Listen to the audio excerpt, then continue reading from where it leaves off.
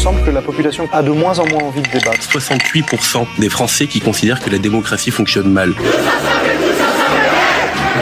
Mais qu'est-ce qui s'est passé avec les réseaux sociaux ? 44% des jeunes Français n'ont eu aucun rapport sexuel durant l'année. 10% des couples qui se marient aujourd'hui se sont rencontrés sur Internet.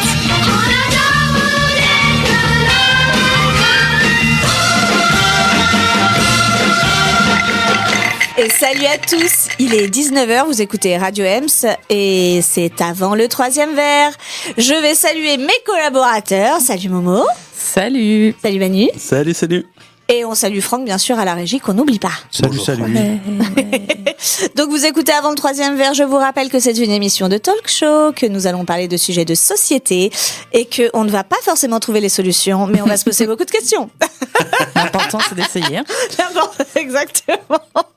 Donc voilà, on va commencer tout de suite avec une émission, comment vous dire, je suis désolée de l'annoncer aux auditeurs comme ça, ce ne sera pas joyeux. Ce ne sera pas rigolo. Ce ne sera pas, trembler ou bref, on va parler du masculinisme et de l'emballement des idées masculinistes actuellement. Donc qu'est-ce qu'il y a, Manu ? Qu'est-ce qu'il y a ? Bah, ça va. Bonne ambiance en fait. Ouais, c'est ça. Moi, ça me va. Donc sans plus attendre, on va commencer tout de suite avec notre première partie. Et oui, on commence avec ce lourd sujet, un peu difficile, un sujet qui va nous mettre certainement en colère, très fort. Je vois pas de quoi tu parles.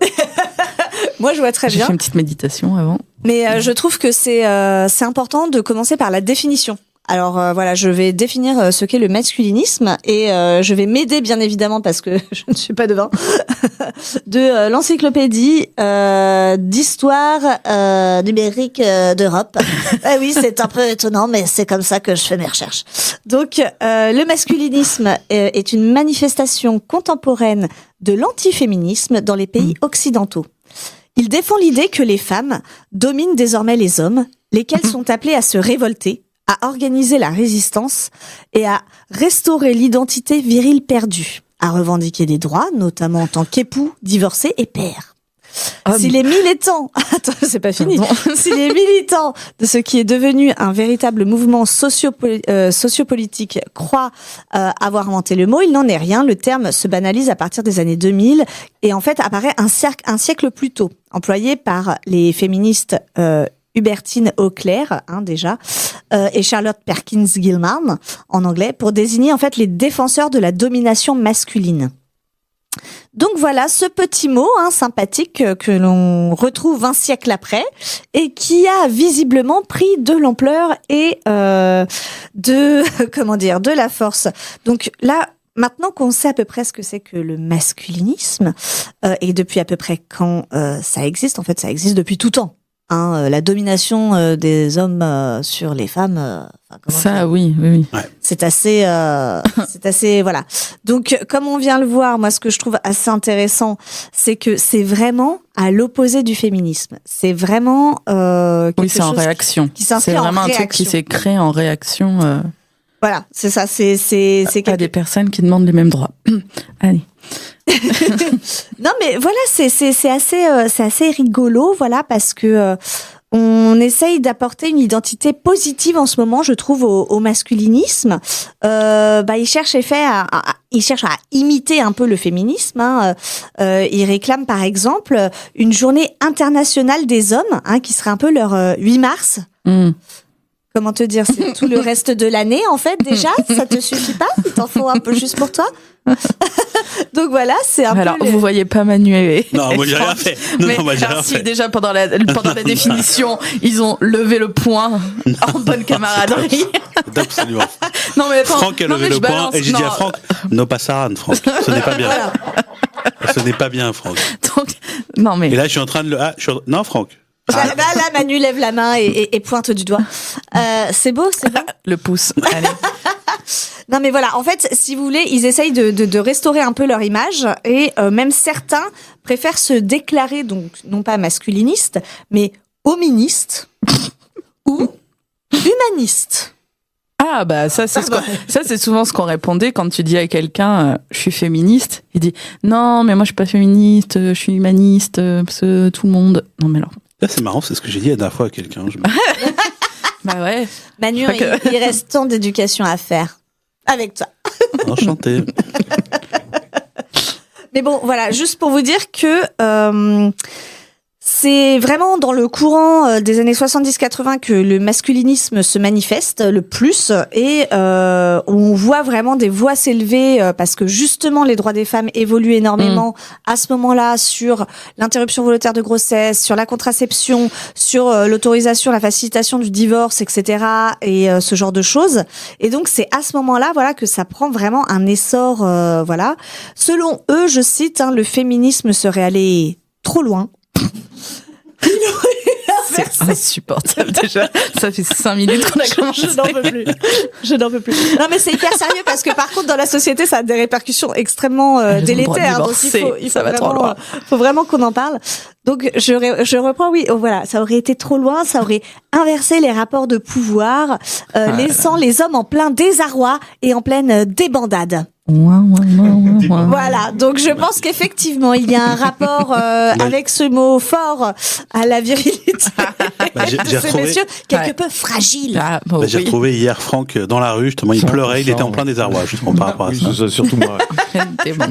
C'est surtout que ça en fait débander certains. Le problème, c'est que le masculinisme s'entoure progressivement d'un discours psy. En fait, et de développement personnel. Et donc, en fait, par ce discours, ils arrivent à légitimiser, en fait, cette pensée, ce courant de pensée, vraiment, voilà, sur la souffrance des hommes, la perte de confiance, la dépression, des choses comme ça. Non, mais arrête. Je rigole à chaque fois. C'est hyper difficile. Est-ce qu'on peut vraiment appeler ça un courant de pensée, en fait? Mais non, mais oui, c'est un véritable. Écoute. Non, oui. Bah si, malheureusement. Et donc on en voit même les manifestations avec certaines associations, pour certains en 1990, avec par exemple SOS Papa, qui est fondé en France. Pour les hommes divorcés, en fait, ça cible précisément les hommes divorcés qui ont des problèmes de garde ou ce genre de choses. Et en fait, ça va approcher les gens en difficulté. Ce genre de voilà, ça va toujours un peu. Parce que ça touche toujours justement quelque chose de profond aussi. Voilà, des dérives, exactement. Ouais. Donc voilà, il y a quand même un travail je dirais d'évangélisation. Oui.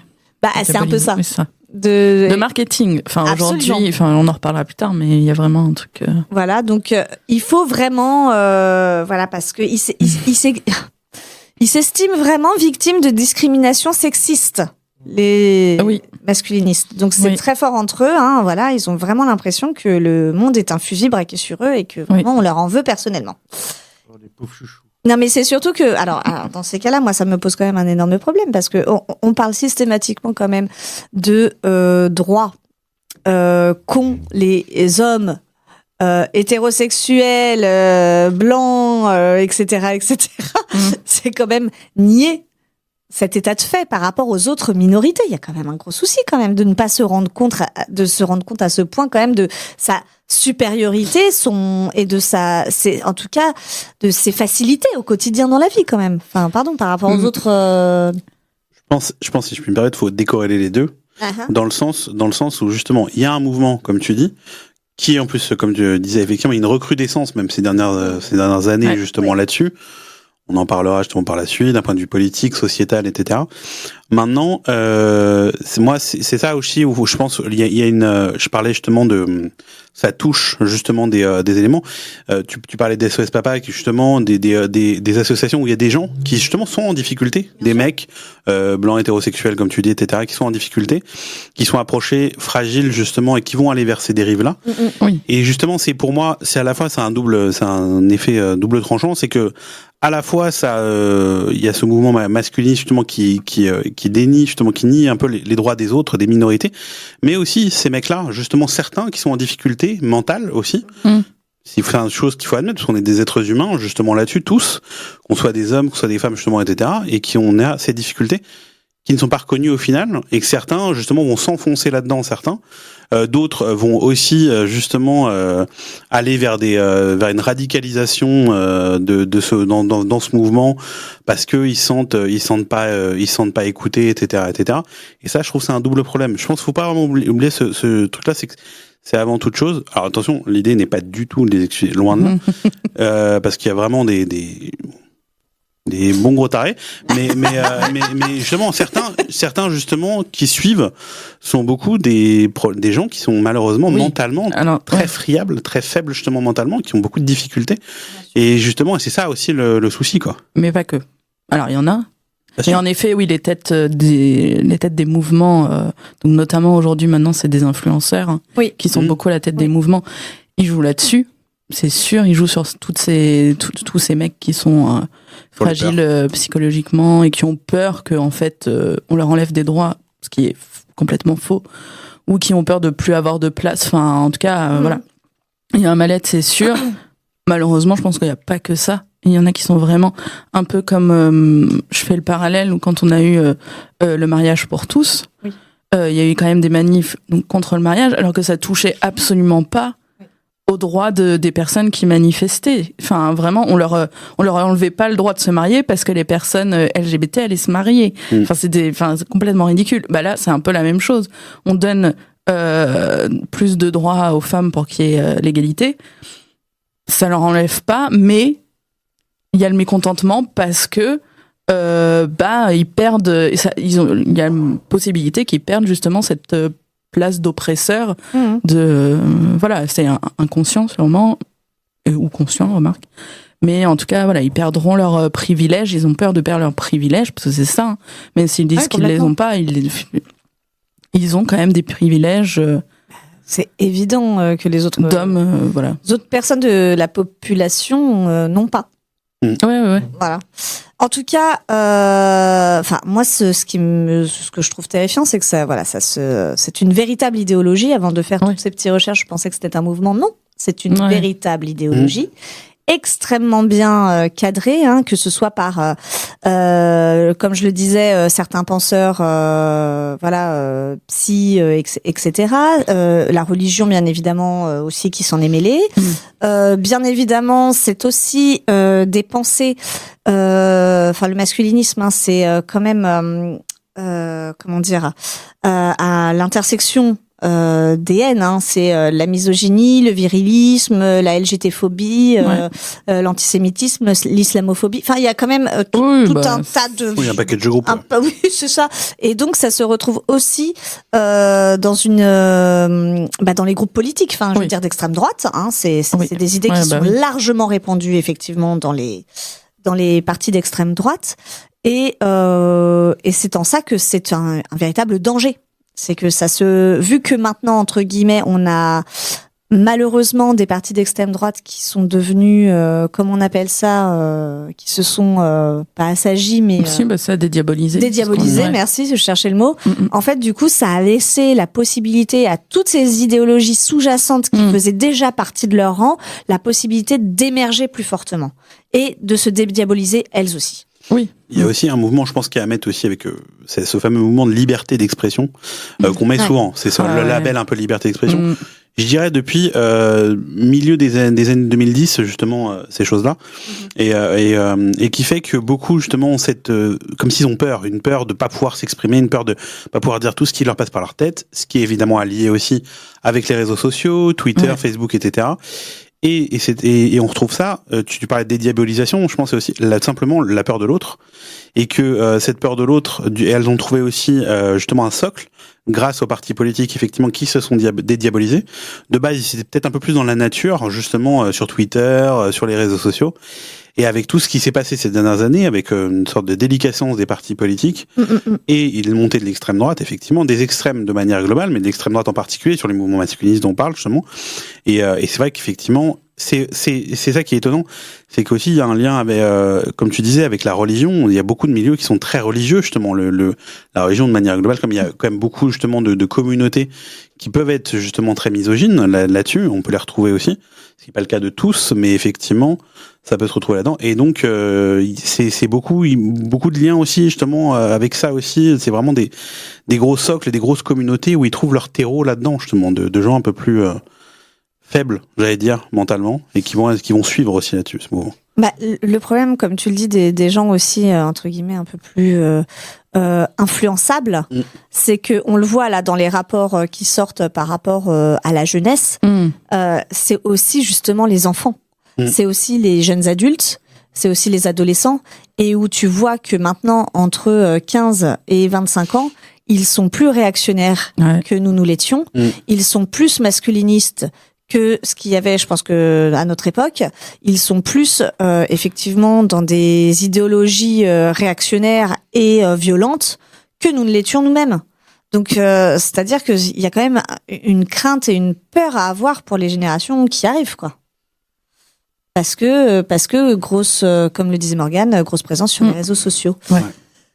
Bon, bah sur ces bonnes... C'est un peu dur d'enchaîner. Ah ouais, cette émission là, va être vraiment très, je pense, très intéressante, mais très difficile à mener.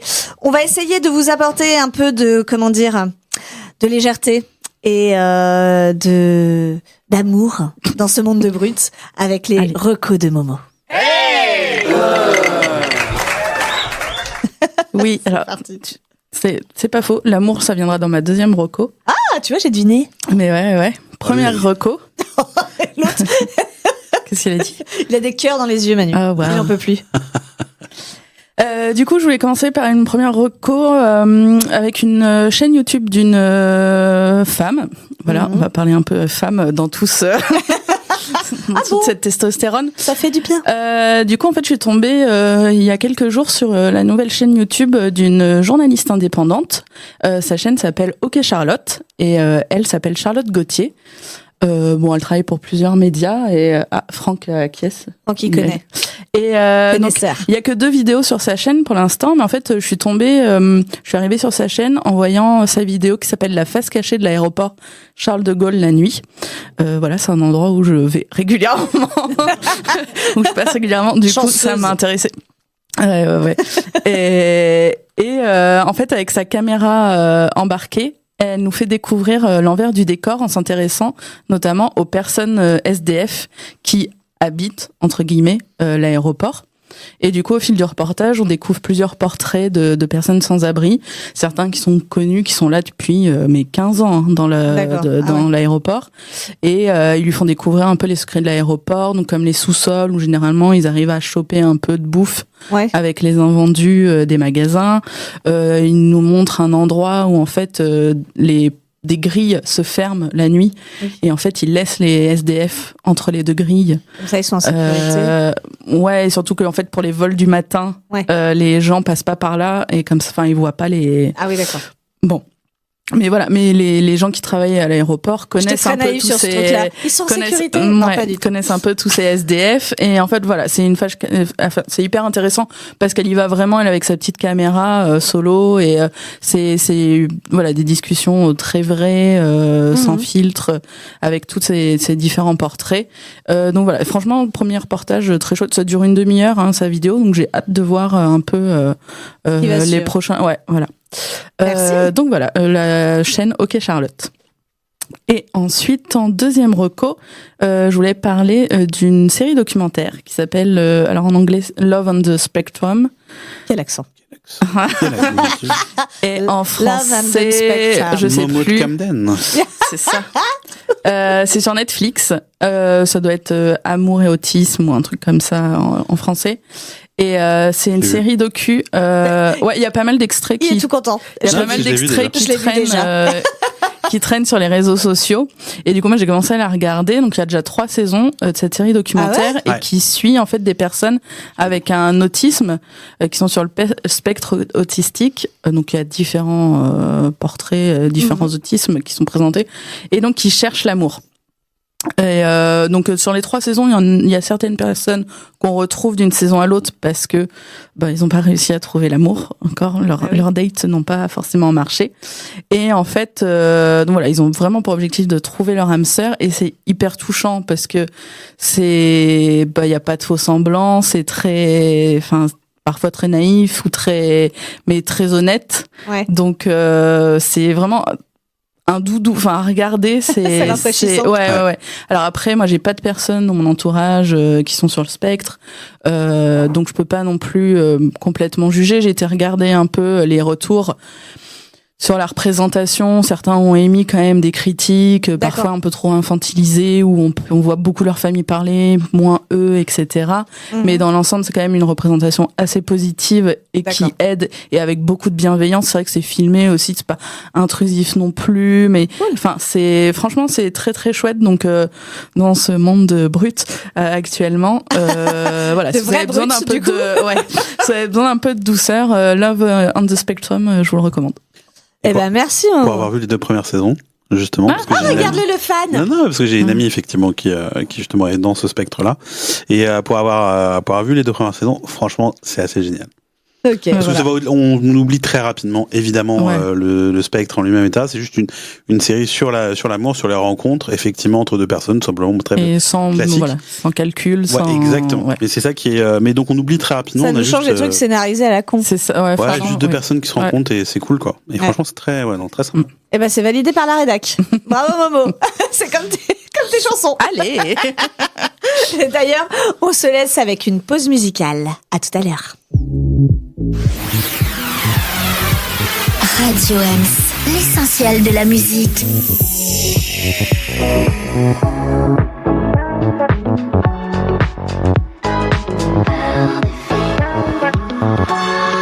Avec elle, faut rien dire sans réfléchir, faut toujours peser ses mots. Désobéir à tes désirs et t'adapter au tempo. Tu comprends pas tout, tout est trop flou, comme si t'avais bu la tasse, noyé comme tous ces idiots.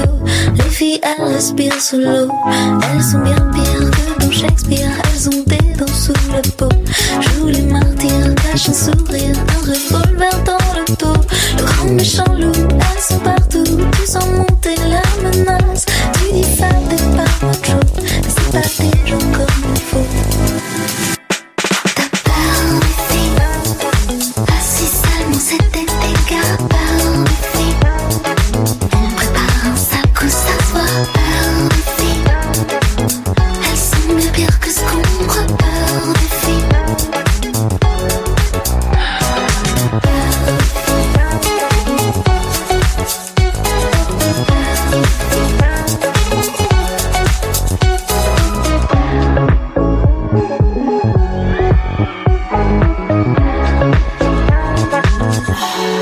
Ça va pas leur suffire de les séduire, leur offrir des coquelicots. Elles vont venir pour te punir, tu sais bien qu'elle va ta peau. Pour toi, une moto, ni rendez-vous, mais un coup de genou bien en place. Tu imagines le fiasco, si en plus elles sont costauds. T'as peur des filles, assis seulement c'était des gars. Peur des filles, elles préparent un sac où ça se voit. Peur des filles, elles sont mieux pires que ce qu'on croit. Peur des filles, t'as peur des filles, elles se transforment une fois par mois. Peur des filles, elles ont pas la même chose en bas. Peur des filles, ça pourrait faire des dégâts. Peur des filles.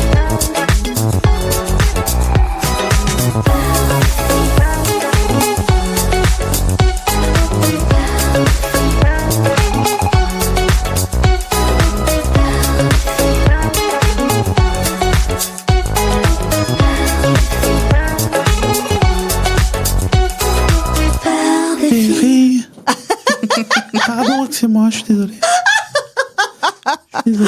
Et oui. Bon, on n'explique pas le pourquoi de cette chanson, il est évident.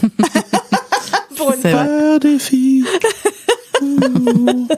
Écoute, si la peur est à l'origine quand même de beaucoup d'idéologies violentes, hein, on a On a la réponse. On va passer tout de suite à la suite de notre débat. Je t'en prie, Franck, jingle.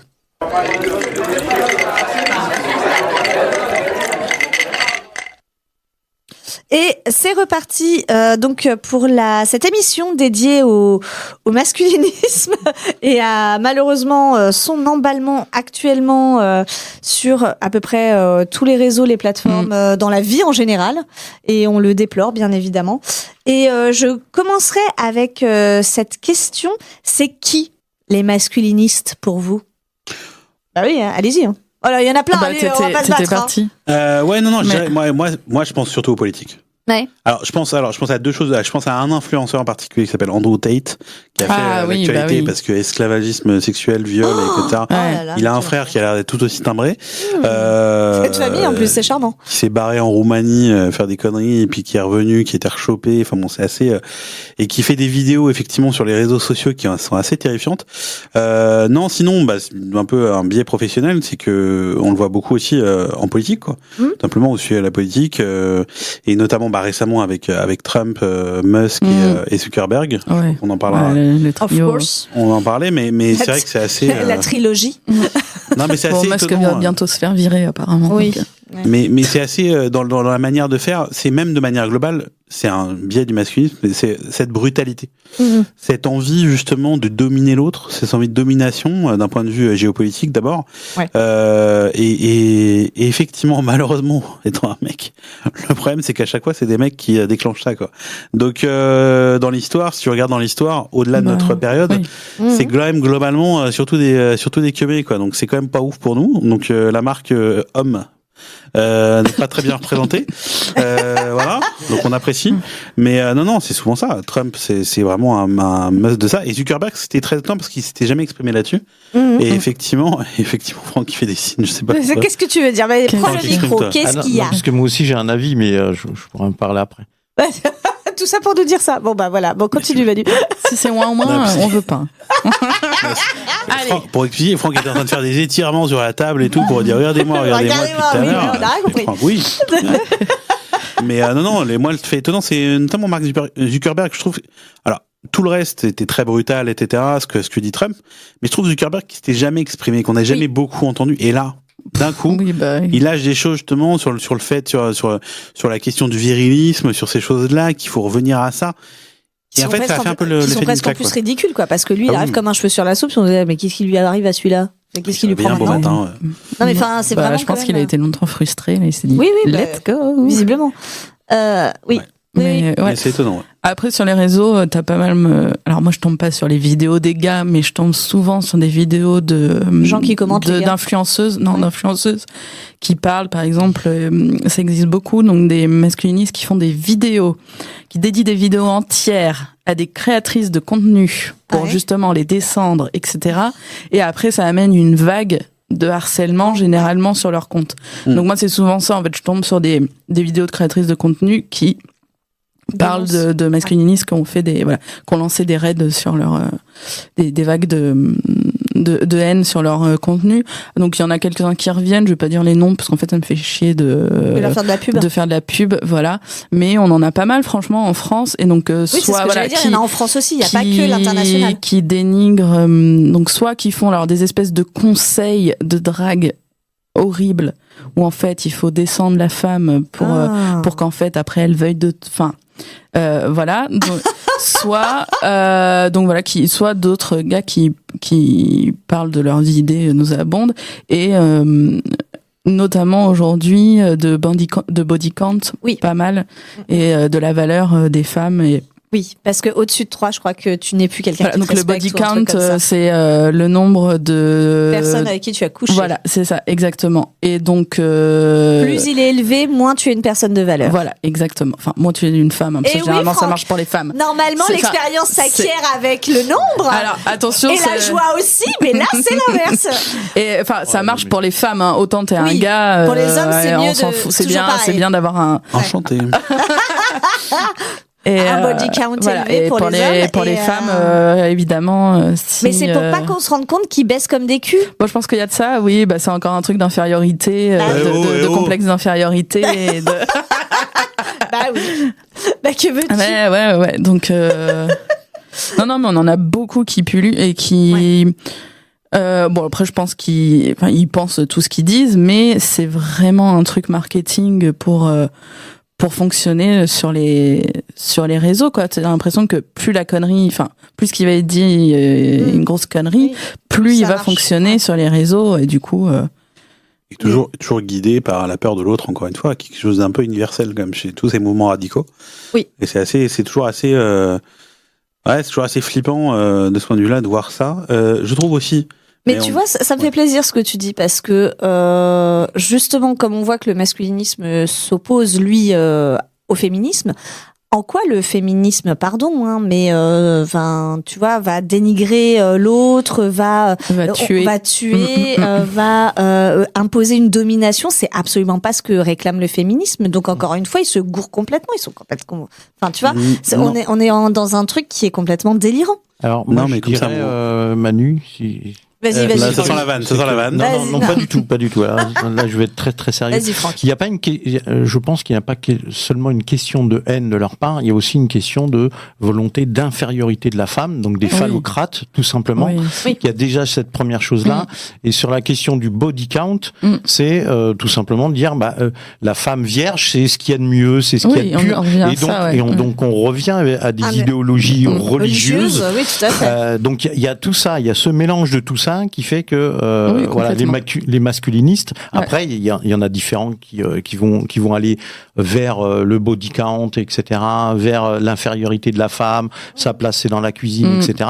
Et c'est un mélange de tout ça avec une force, comme tu disais tout à l'heure, Léo, de contre le féminisme, parce que oh là là, les femmes vont prendre du pouvoir qu'elles n'ont pas, puisque c'est la plupart des hommes qui ont le pouvoir. Oui. Et justement par rapport à ça, ce que tu dis, et ce que je rebondis aussi sur ce que tu dis, Léo, mais quand tu parles de féminisme, justement, c'est un mouvement de contestation de l'ordre établi, qui est déséquilibré, clairement, depuis la nuit des temps, justement. L'homme est considéré comme dominant et la femme comme dominée, justement.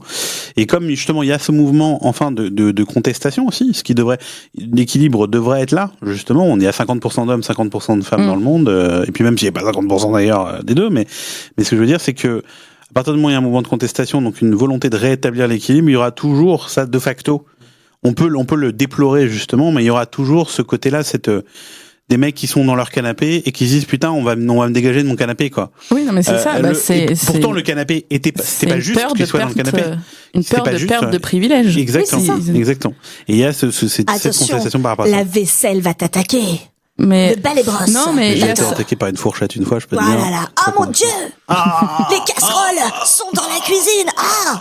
Non mais tu te rends compte quand même on est quand même sur un truc qui diabolise des féministes, qui est ultra violent, qui encore une fois menace l'égalité entre les sexes, enfin qui est contre l'égalité des gens entre eux, des sexes. Enfin c'est quand même une atteinte forte à tout ce qui pourrait être solidaire, égalitaire, tu vois, moi, quelque part, ça me dépasse c'est d'un archaïsme total. Oui, tu vois, je ne comprends pas que en 2025, on ait des résurgences telles. C'est pas ce qu'ils recherchent. Non, mais bien sûr, mais résurgence. Ça a autant de résonance, tu vois. Mais les résurgences, parce que justement, pour évoluer, pour moi, je pense que c'est pas déconnant.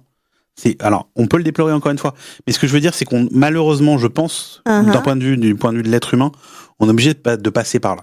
Tu veux dire 3 pas en avant, 2 pas en arrière? Non, du tout. C'est qu'en fait, c'est pas ça. C'est qu'à partir de avant, c'est qu'avant, justement, t'avais full patriarcat, Pénardos et tout. Les mecs étaient dans leur canapé. Comment tu dis ça? Et après, à partir des années 80, t'as une volonté de rétablir l'équilibre du féminisme, d'une montée justement des droits des femmes, de ça, etc. Et donc, à partir de là, t'as une réaction d'un point de vue masculine. Mais ça fait partie de l'évolution, en fait. Encore une fois, on peut le déplorer. On peut dire, moi, je trouve ça débile. Le problème, c'est que c'est une réaction qui est souvent violente, en plus, et qui cause parce qu'en fait, ça, le féminisme, souvent, les féministes extrémistes, qui n'existent pas, enfin, voilà. Je veux dire, elles causent pas d'attentats, elles causent pas de meurtres, d'homicides. Alors qu'il y a des gens, le problème, c'est que, voilà, masculinistes qui ont causé des attentats, qui causent des morts. a pas si longtemps à Paris. Il y en a eu en Suède aussi. À Paris, il y a eu une sortie de soirée où c'était uniquement des femmes. C'était au Nouvel An, je crois. Soirée juste avec des femmes, et elles sont sorties, elles se sont fait attaquer au mortier. Enfin, il y a eu des tirs de mortier. Je crois que c'était au Nouvel An. Ouais. Je connais tous les féminicides qu'il y a chaque jour. Non, encore une fois, il s'agit juste d'analyser froidement les choses. Il s'agit pas de dire que c'est bien. Oui, en aucun cas, je trouve ça complètement débile.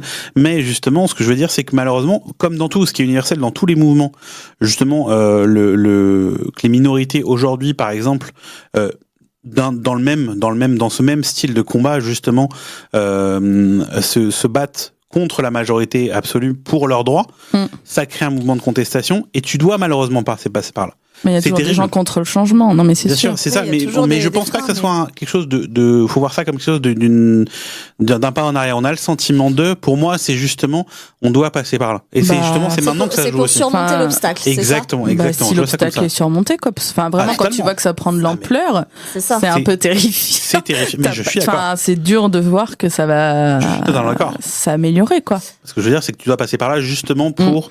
Et c'est maintenant justement que ça se joue pour savoir quelle direction tu prends. Et c'est là où c'est flippant, effectivement. C'est là où en ce moment c'est un peu tendu du cul, quoi. Pardon, excusez-moi l'expression, mais voilà, on n'est pas hyper rassuré sur le virage à prendre. Une dernière question avant de passer à la seconde pause musicale. Est-ce que vous avez déjà été confronté à un masculiniste ou à des idées masculinistes, mais de plein fouet? Est-ce qu'il y a déjà eu quelque chose comme ça? Ah là, je pose une colle là. Non, moi je pense pas en avoir rencontré dans ma vie. Tu veux dire dans la vie perso? Ouais, dans la vie perso. Non, Dieu m'en garde, je suis un peu loin des. Ouais. Je ne pense pas. Je pense qu'il y a toujours de la misogynie, il y a toujours des choses comme ça. Moi, il y a des gens qui se rendent pas compte qu'on a encore besoin du féminisme. J'ai eu des discours mais non, mais tout va mieux maintenant. Il y a l'égalité. T'es là, la charge mentale, elle n'existe pas. T'es là, ça va pas. Moi, mais masculiniste, non, je pense pas. Moi, j'allais dire, c'est quotidien, des petites choses. Pas des trucs très forts, mais en fait, quotidien dans les réflexions. Je crois qu'il y a une phrase, justement, qui revient très souvent. C'est tellement quotidien. Mais c'est pour ça, ce que je veux dire, c'est que des mouvements très forts, des attaques très fortes, non. Mais c'est ce petit poison lent. C'est cette phrase que tu vas entendre, qu'on j'entends, mais tellement souvent. Et c'est, quelqu'un qui va lâcher une vanne mais qui est évidemment graveleuse et misogyne. Moi, je bosse dans le monde du journalisme, et sur une présentatrice, sur son physique, sur ceci, sur cela, et ou sur sa façon de présenter, et qui va dire derrière, bon, pas trop dire les choses maintenant, parce que bon, on est une période où peut-être pas trop s'exprimer, etc. Et c'est la manière un peu de se défendre tout de suite là-dedans, et de dire ah non, mais là on peut plus rien dire, etc. Toujours ça, ça pour moi, ça c'est le truc, le poison lent qui est absolument terrifiant. C'est que justement ça induit ce côté on peut plus s'exprimer, on peut plus rien dire, alors que justement on est dans une période où on n'a jamais pu autant s'exprimer et qu'il n'y a jamais eu autant de dérives. Mais je crois qu'il y avait j'avais vu à l'époque, c'était Finkielkraut qui parlait justement des femmes sur un plateau, il en avait parlé sur Twitter. Tu cites du bon monde, toi. Mais justement, il y avait une très bonne réflexion d'un journaliste de Libération, je crois, qui disait en fait aujourd'hui, Finkielkraut a le droit factuellement de dire ces choses-là, mais on a aussi le droit de dire qu'il dit de la merde et qu'effectivement que c'est complètement misogyne, etc. Et c'est ça en fait que beaucoup n'admettent pas, c'est que justement tu le dis parce que ça n'entre pas dans le cadre d'un point de vue légal. Tu as le droit de dire factuellement, d'un point de vue encore une fois du droit, ces choses-là. Mais t'as le droit aussi de te faire défoncer la gueule d'un point de vue verbal pour dire effectivement, tu dis de la merde, frérot. Tu dis de la merde justement par rapport à ça. Je précise, défoncer la gueule au point de vue verbal uniquement pour dire justement que tu racontes de la merde et que c'est une erreur, c'est une énorme bêtise. Et ça justement, il y a beaucoup de mal à l'admettre. Il y a beaucoup de mal à dire non, je peux m'exprimer. En fait, j'ai pas le droit qu'on me dise quoi que ce soit. Et moi, au quotidien, beaucoup, effectivement, c'est assez terrifiant. Eh ben, je suis contente de pas être dans ton métier. Je pense que c'est dans tous les métiers. Ouais, je pense que non, mais c'est partout, et je pense. Non, mais de la misogynie, on y est confronté assez souvent. Le masculinisme, on est encore sur un degré, je pense, un peu plus fort, et moi, j'ai pas encore trop vu. Allez, c'est parti pour la pause. On se retrouve juste après. Radio l'essentiel de la musique. Don't have to tell you how that's a thing. Oh yeah, you just get it. Whole package, babe, I like the way you fit. Got God bless your dad's genetics. You make me wanna make you fall in love. Oh, late at night I'm thinking about you. I wanna try on my fuzzy pink handcuffs. Oh, I hear you knocking, baby. Come on up. I know you want my touch for life. If you love me right, then who knows? I might let you make me Juno. You know I just might let you lock me down tonight. One of me is cute, but too low. Give it to me, baby. You make me wanna make you fall in love. Oh! I showed my friends, then we high-fived. Sorry if you feel objectified. Can't on myself, hormones are high. Give me more than just some butterflies. You make me wanna make you fall in love. Oh, late at night I'm thinking about you. I wanna try out some freaky positions. Have you ever tried this one?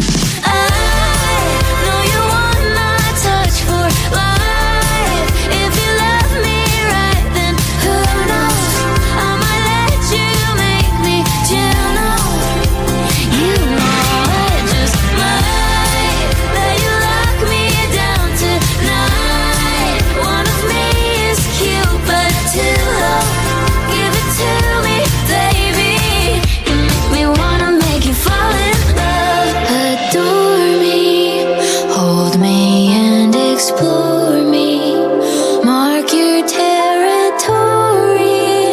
Tell me I'm the only one.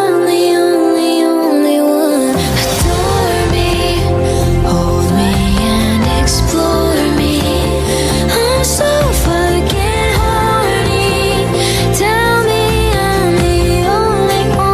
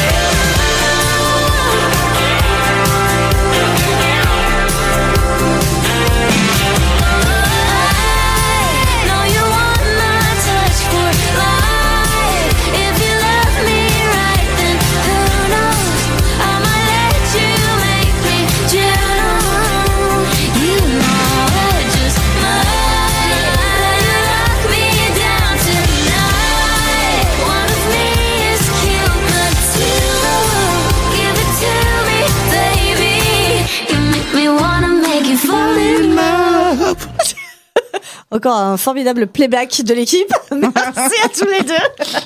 Bon, je rappelle qu'il est plus de 19h, que vous écoutez Avant le troisième verre et vous êtes sur Radio Ems. C'est parti pour la troisième partie et dernière partie de ce débat sur le masculinisme. Et là, on va aborder un peu une idée qui émane du masculinisme. Alors, on vous racontera peut-être les débats qu'on a eus hors antenne, mais on va essayer de progresser un peu. C'est le mythe du mâle alpha. Et ça, je sais que Momo, elle adore ce mythe-là. Je lis le conte tous les soirs. Et est-ce que tu peux nous en dire un peu plus ou pas? Sur le mâle alpha? Ouais. Un peu ce que c'est pour toi, enfin ce qui voilà. Enchanté. Alors, c'est Manu. Le mâle alpha, je dirais que c'est un homme qui, je sais pas comment il se. Manu nous montre ses muscles. C'est ça. En tout cas, c'est un homme qui qui se pense supérieur à la femme. Mais aussi qui se pense viril dans sa définition de la virilité, parce que ça c'est qui se pense oui c'est ça, supérieur, bah ouais, alors que oui ça oui Franck nous dit phallocrate, ah bah ça oui. C'est oui. Alors Vas-y. Parce que je viens d'avoir la définition. Parce que mal alpha, je trouve que on le trouve beaucoup. C'est très cinéma. C'est très cinématographique, je trouve, comme approche. Pour moi, c'est très Twilight. C'est très. Ouais, exactement. C'est exactement. Oui, de toute façon, ça vient très beaucoup. Je trouve que la production cinématographique, culturelle, mais surtout cinématographique, justement, a mis en scène, a créé aussi indirectement la version moderne, je précise, du mal alpha. C'est-à-dire effectivement. À la fois la version dans les par exemple super-héros, le mec qui prend le lead, qui est le chef d'équipe, etc., qui va sauver le monde, machin. Le quarterback. Voilà. Et sinon dans les films peut-être plus romantiques, plus machin, etc., qui va toujours justement, c'est toujours centré sur lui. Ouais. Jamais sur la nana. Ouais. C'est toujours centré sur lui, sur ce qu'il va faire, sur les moves qu'il va faire, etc., pour finalement choper la nana. Et donc jamais dans l'autre sens. En fait, c'est très rarement dans l'autre sens. Et c'est assez James Bond aussi. James Bond est un mal alpha. Je fais juste une petite parenthèse là-dessus sur le cinéma. C'est l'actrice Reese Witherspoon, merci, qui avait dit dans un discours, mais c'est fou, dans tous les films, on voit la nana qui dit « Mais qu'est-ce qu'on va faire ? Mais qu'est-ce qu'on va faire ?» Vraiment, en cette situation question, de crise. cette phrase mais revient tout le temps. Et elle dit « Mais est-ce que vous avez déjà entendu une femme dans la vraie vie dire « Mais qu'est-ce qu'on va faire ?» Bah non, en fait. Enfin, non, généralement, tu prends juste les choses, ta charge mentale sous le bras et let's go, tu y vas. Bon, voilà. Si je puis me permettre, je crois que la voix qui double Reese Witherspoon fait sa retraite. Momo serait parfaite là-dessus. T'as vu ? Tout à fait. Mais vraiment, parce qu'elle le prononce comme ça, mais en anglais, et je vous ai épargné mon accent. Mais... What do we do ? What gonna we do now ? Un truc comme ça. Oui, ouais.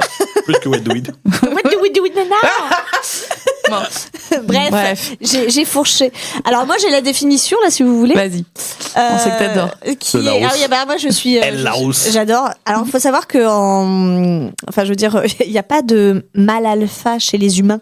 Ça n'existe pas. C'est une notion qui n'existe qu'en zoologie. Dans les meutes de loups. Donc voilà, en zoologie, la théorie du mâle alpha ou du mâle dominant suggère que c'est un individu de sexe masculin d'un groupe d'animaux qui domine sur les autres pour l'accès à la reproduction, à la nourriture.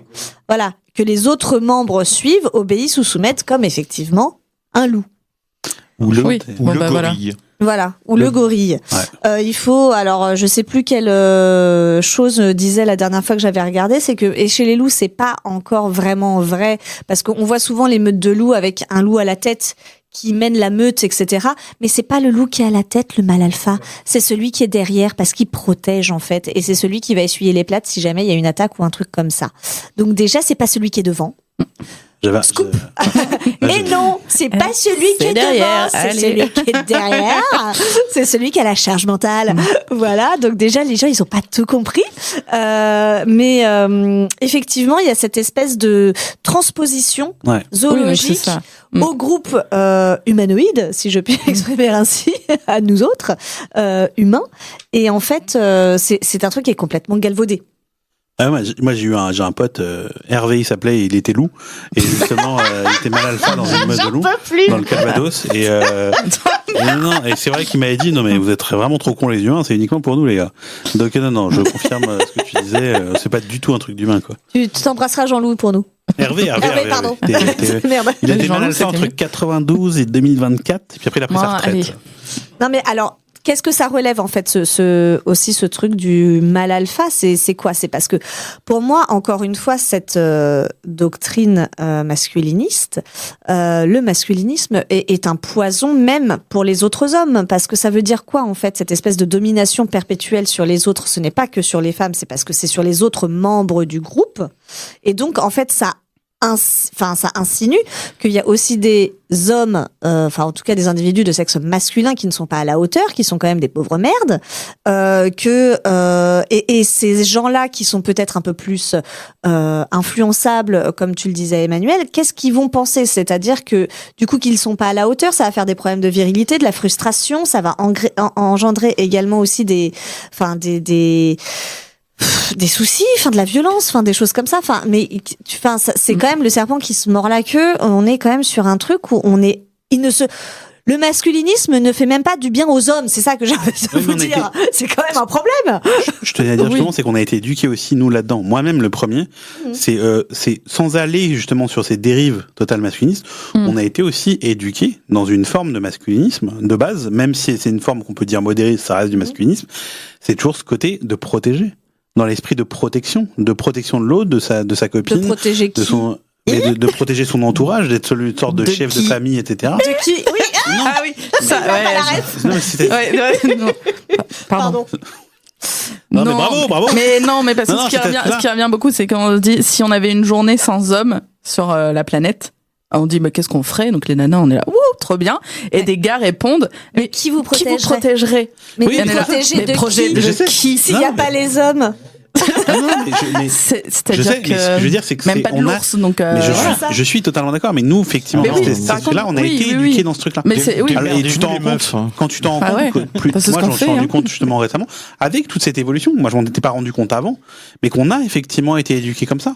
De cette forme de protection, que en fait non, c'est juste des humains, des êtres humains. C'est avec l'idée qu'il y a qu'une seule virilité aussi, parce que c'est très lié à la virilité, et qu'il y en a qu'une seule et pas de multiples formes en fait. Et c'est ça, que c'est d'être fort, d'être protecteur, mais du coup ça met des pressions sur les épaules. Incroyable. Et beaucoup d'hommes se rendent pas compte que le féminisme bosse là-dessus aussi, en fait, mais qu'à un moment, c'est pas aux féministes de bosser pour eux en permanence. Il faut vraiment qu'ils sortent les doigts du cul, oui. Que les hommes prennent de plus en plus, alors maintenant de plus en plus, mais que les hommes prennent le sujet quand même à bras le corps. Non, mais ça a permis de poser la question, au moins. Moi, c'est pas, tu vois, je te dis, moi, j'étais éduqué de telle manière, pas spécialement dans une version masculiniste, mais malgré tout dans un esprit. Ah bah oui, mais tu vois, ce que tu dis, ça question. illustre aussi le déni d'une grande partie de la gente masculine, excuse-moi, parce que quand on soulève les questions de féministes, de masculinisme et de choses comme ça, et les problèmes que ça peut engendrer, les gens disent oui, mais pas tout le monde note Holmen ou je sais pas quoi, pas moi ou je sais pas quoi. Ce déni de ne pas prendre à bras le corps ce genre de questions montre qu'il y a quand même un énorme souci et qu'on doit tous y travailler, parce que ce n'est pas l'affaire de quelques-uns, c'est l'affaire de tous. Et c'est que comme ça, finalement, qu'on va réussir à s'en sortir. C'est-à-dire que c'est effectivement un problème d'éducation, c'est un problème d'ouvrir les yeux et au bout d'un moment, se rendre un peu compte des choses. Voilà. Bon, maintenant, tu poses ta bière et tu vas faire la vaisselle. Un Manu, ça suffit. Alors déjà, j'ai un lave-vaisselle et j'encourage tout le monde à avoir un lave-vaisselle. Comment lutter contre le masculinisme? Avoir un lave-vaisselle. Non mais c'est ça. Moi, c'est un truc. Je le dis. Et qui est-ce qu'il vide le lave-vaisselle? Ah non, alors, tu veux que je dise un truc? Alors, attendez, et elle écoute en plus. Alors, elle écoute justement, elle déteste justement, ma compagne déteste sortir la vaisselle, et je le fais très souvent parce que j'adore ça justement. Mais par contre, effectivement, faire la vaisselle, ça m'a toujours gonflé. On va lui donner un bon point. Ça m'a toujours gonflé. Médaille. Et elle aussi, mais j'ai des potes qui justement font la vaisselle. Moi, je leur ai dit, mais des potes mecs, meufs, indifférents. Je n'ai jamais compris. C'est un vrai débat. J'ai jamais compris. Moi, ça me gonfle. La vaisselle me gonfle. Non, mais c'est le débat Mais je vous le dis, c'est important. C'est pas le débat, mais c'est important. Mais bon, on restera quand même sur le lave-vaisselle, ça peut sauver visiblement. Mais oui. Certaines idéologies. C'est important. Pareil, on connaît la technique de. Si c'est même dans un petit lave-vaisselle, c'est important. Ça me sauve, c'est chiant de laver la vaisselle. Je crois pas qu'on va finir cette émission comme ça. Bon. Je suis désolé, mais c'est important. Non. Allez, on coupe le micro. On y reviendra, on fera une conclusion digne de ce nom. Pour l'instant, on va laisser les auditeurs avec l'info ou mytho de Manu.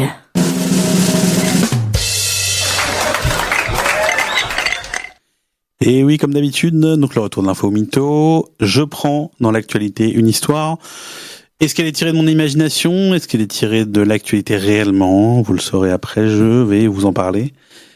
Et oui, j'ai beaucoup de temps. Momo qui se plaint déjà avant même de commencer. Mais c'est Franck qui l'a refait les temps. Moi, j'avais pas mis 6 minutes. Mais il prend 10 minutes. Plus ça masculinistes, là, de la radio de pourri, là. C'est quoi, bande de on a pris sur le débat pour deux. Non, c'est merci Franck, je te donnerai l'argent à la sortie. Merci à toi. Donc là, c'est bien, je t'ai repris du temps. Allez, Boys Power. J'y crois pas. Non, on va commencer déjà une petite histoire qui se déroule donc sur l'île de North Sentinel, qui est dans un archipel indien, d'Andaman et Nicobar. Voilà, et en fait, elle concerne un YouTuber américain qui a décidé justement de s'introduire sur cette île. Pourquoi il s'est introduit sur cette île? Parce qu'en fait, il y a une tribu autochtone qui a décidé de se couper totalement du monde. Ah, mais si, ah oui. Non, mais elle existe, cette tribu autochtone, par contre. C'est pour de vrai. Bon, elle existe. Léo. Classique de Léo. Elle l'a fait la semaine dernière aussi, non? En plus, pour expliquer aux auditeurs, c'est que c'est pas du tout qu'on en parle, déjà en coulisses, pour dire Léo, si tu connais l'histoire, tu dis pas je connais l'histoire, elle est vraie, etc. pour te niquer ta chronique. T'as vu? C'est pas qu'on a discuté, c'est pas qu'on a, on s'est dit, on a fait limite un sommet de Yalta pour ça, rien du tout. T'as vu qu'elle a essayé de se rattraper? Oui. Non, mais enfin la tribu, elle existe. Surtout que je regarde. T'en as pas entendu parler. Surtout qu'on se regarde avec Momo, je dis, elle va le faire ou pas elle va le faire. Je regarde Léo et il y a le conseil des sages de Léo là-haut qui se dit, est-ce que je vais le faire, allez, je me lance, c'est parti. Donc, et bah comme ça, je dirais info. Ok. Attends, on n'a pas la fin de l'histoire. Oui, donc alors, c'est un YouTuber américain qui s'est rendu sur une tribu autochtone. Cette tribu justement a demandé, d'un point de vue politique, ne jamais être approchée, justement parce que pour éviter les maladies, etc. Donc elle vit en vase clos sur cette île. Et en fait, ce YouTuber, il a eu la très bonne idée d'arriver avec une canette de coca et une noix de coco justement. Et il faut savoir que la dernière fois qu'un mec, donc en l'occurrence c'était un prédicateur chrétien, c'était une 50aine d'années, était allé sur cette île, il s'était fait prendre des flèches de partout. On n'a pas récupéré le corps. Alors c'est Bachet, mais je sais pas. Mais en tout cas, il a pas été récupéré. Là, finalement, lui, il a réussi à s'en sortir et il s'est fait arrêter direct, justement par la police. Mais donc voilà, très bonne idée, sachant qu'effectivement. Et c'était tout ça pour faire une vidéo. Exactement. Il a fait sa vidéo justement. Ah, non, mais oui, toujours plus loin. C'était qui? C'était vrai. Il s'appelle exactement Mikhail. Il a un nom effectivement un peu compliqué, mais c'est un YouTuber américain. Très intelligent. Et Mikhailo Viktorovich Polyakov. Voilà, ça ne pas. Ça sonne pas très américain. Il a encore. Non, mais c'est quand même complètement débile. Alors moi je dis c'est une info. Moi aussi. Merci. On enchaîne vite. Désolé. Donald Trump est le roi des droits de douane. Il a taxé la terre entière, les bourses dévissent au fil des jours en apprenant cela. Le président des États-Unis n'a pas d'état d'âme. Il a taxé partout. Il a taxé les petites îles avec des populations regroupant à peine 500 habitants comme des continents entiers en Europe. Et il semble avoir décrété ses droits grâce à une liste numérique sur laquelle étaient marqués des déficits commerciaux avec les pays qui commençaient avec les États-Unis et qui étaient largement excédentaires justement vis-à-vis des États-Unis. Sauf que le père Donald, il a un peu abusé et il a décidé de taxer une île, celle de Pilar Citron, située aux confins du Pacifique. Une taxe de 20% a été appliquée sur cette île. Le problème, c'est que cette île, elle est seulement habitée par... Attendez. Elle est surtout pas habitée en fait. Elle est surtout célèbre pour ses citronniers et dont effectivement des locaux fonds commerce. Mais les citrons ils vont payer comme les autres. Voilà, exactement. Donc il se trouve que Donald Trump a depuis révisé justement, s'est rendu compte de son erreur et donc voilà sa grande intelligence, dis donc. Voilà, exactement. Donc voilà, c'est ils font commerce en fait, c'est les locaux de Nouvelle-Zélande d'où situé ça à côté de cette île, effectivement, qui est une archipel, juste à côté. Donc, est-ce que c'est une info ou un mytho? Mais ça pourrait tellement être vrai. Ouais, moi j'ai envie de te croire. Ah bah oui, mais l'autre est tellement con. Non, ça c'est mytho, ça. Et c'est un mytho. Ah, il nous a eu. Bien joué. Pilar Citron, évidemment. Mais on est très île sur cette info. Oui, c'était la thématique. Ouais, beaucoup de. Mais on est c'est l'été, on se régale. On vient le week-end, on sent là, voilà, c'est le truc. Exactement. Dernière histoire, si on a un peu le temps, effectivement, on va parler, pareil, de un YouTuber qui s'appelle Mehdi, qui s'était fait connaître justement par le passé, en faisant des vidéos où en fait il se baladait partout en Europe à pied justement et il a décidé de remettre le couvert cette fois avec sa femme. Donc faut savoir qu'il avait fait plus de 5000 km à pied pour rejoindre notamment l'Algérie avant par le passé. Wow. Et là il a décidé de faire son voyage de noces avec sa femme et de partir à Marseille à pied 900 km. Alors c'est pourri comme voyage de noces à Marseille. On peut prendre le train 3h10. Qui compte boucler justement en un mois. Donc voilà, c'était une idée très sympathique et là évidemment sa femme a accepté. Est-ce que c'est une info ou un mytho? Je l'ai fait en rapide parce qu'on n'a pas trop de temps. Mais mytho. Non, moi je dis c'est une info, c'est mignon. C'est mytho. Et c'est un faux parce que je l'ai vu. Mais je n'ai rien dit. Ah, bravo. J'ai failli faire la blague. Ah, non, mais en fait, Tout ça, juste pour dire, tout ça pour dire qu'effectivement, Momo a retenu. La leçon. Je ne retiens pas. Que Léo, je peux vous dire au prochain truc, de toute façon, elle aura pas capté. Oh, dis donc. En plus, je t'avais donné 2 minutes de plus. Ouais, mais je sais pas. On est d'accord. Non, mais 2 minutes, quoi. Merci, Franck. Mais je crois qu'on a profité, ça a permis de profiter, je pense, ça nous laisse du temps pour cette chronique, c'est agréable, justement. Oui, merci Manu. On passe à la conclusion de cette émission. Je sais pas exactement comment conclure cette émission qui était quand même très lourde, lourde de sens et lourde de choses, à part vous dire de vous tenir informé, de ne pas vous fier au réseau, de faire attention à qui vous croisez et voilà, de rester je sais pas comment dire, un peu alerte, vigilant ouais. Voilà, par rapport à ce genre de choses. On vous embrasse très fort, on vous remercie d'avoir écouté avant le 3e verre avec Momo, Manu et Franck. Merci et moi-même. Et on se dit à la semaine prochaine. Ouais, on se dit à la semaine prochaine, les amis. Salut. Salut. Ciao.